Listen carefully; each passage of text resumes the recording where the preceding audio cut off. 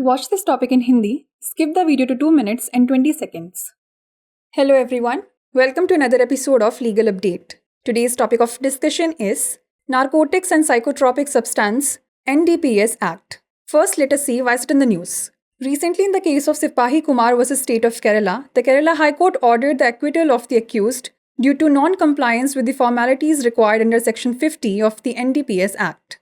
Let's look at the background of the case. The two accused who only knew Hindi were arrested for the offences under the Narcotics and Psychotropic Substance, that is NDPS Act.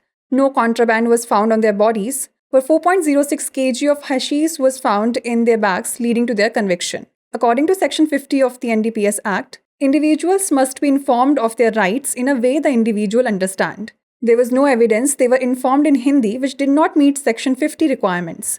Procedural flaws led to the prosecution failing to prove the case, resulting in acquittal. The court's observation was as follows. The bench of Justice Mary Joseph ruled that before a body search, a person must be informed of their right to have a magistrate or gazetted officer present, and this must be communicated in a way the person understands to meet the conditions of the NDPS Act. Let's know more about the Narcotics and Psychotropic Substance, that is NDPS Act. It is a comprehensive legislation enacted by the Indian Parliament to regulate and control the operations related to narcotic drugs and psychotropic substances. The Act evolves with changing drug dynamics, balancing strict enforcement with medical access to controlled substances. This Act is vital for combating drug abuse and trafficking in India. The strict provisions in this Act are designed to deter illegal activities while offering mechanisms for the rehabilitation of affected individuals. Before we wrap up, here's a question for you. Which Act in India is vital for combating drug abuse and trafficking in India?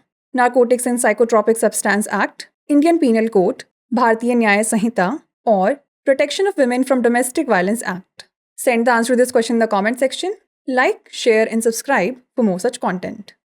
नमस्कार, legal update programme में आपका स्वागत है।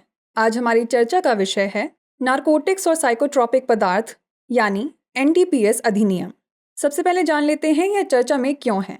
हाल ही में सिपाही कुमार बनाम केरल राज्य के मामले में केरल उच्च न्यायालय ने NDPS अधिनियम की धारा 50 के तहत आवश्यक औपचारिकताओं का पालन न करने के कारण आरोपियों को बरी करने का आदेश दिया है।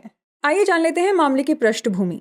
केवल हिंदी जानने वाले दो आरोपियों को नारकोटिक्स एंड साइकोट्रॉपिक सब्सटेंस यानी NDPS अधिनियम के तहत अपराध के लिए गिरफ्तार किया गया था। उनके शरीर पर कोई प्रतिबंधित पदार्थ नहीं मिला, लेकिन उनके बैग में 4.06 किलोग्राम हशीश पाया गया, जिसके कारण उन्हें दोषी ठहराया गया।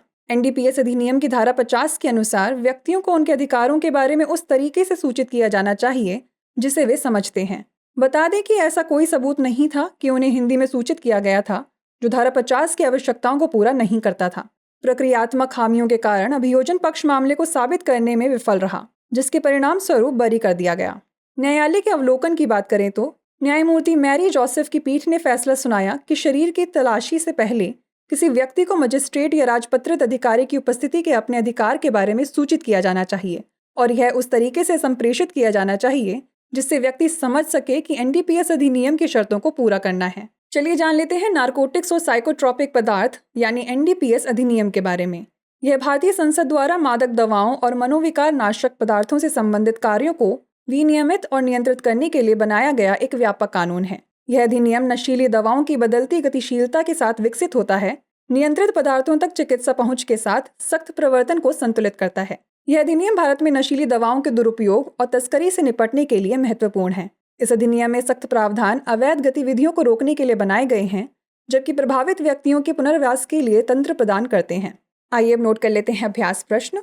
भारत में नशीली दवाओं के दुरुपयोग और तस्करी से निपटने के लिए कौन सा अधिनियम महत्वपूर्ण है? नारकोटिक्स और साइकोट्रॉपिक पदार्थ अधिनियम, भारतीय दंड संहिता, भारतीय न्याय संहिता या घरेलू हिंसा से महिलाओं का संरक्षण अधिनियम? इसका उत्तर हमें कमेंट सेक्शन में ज़रूर भेजिएगा।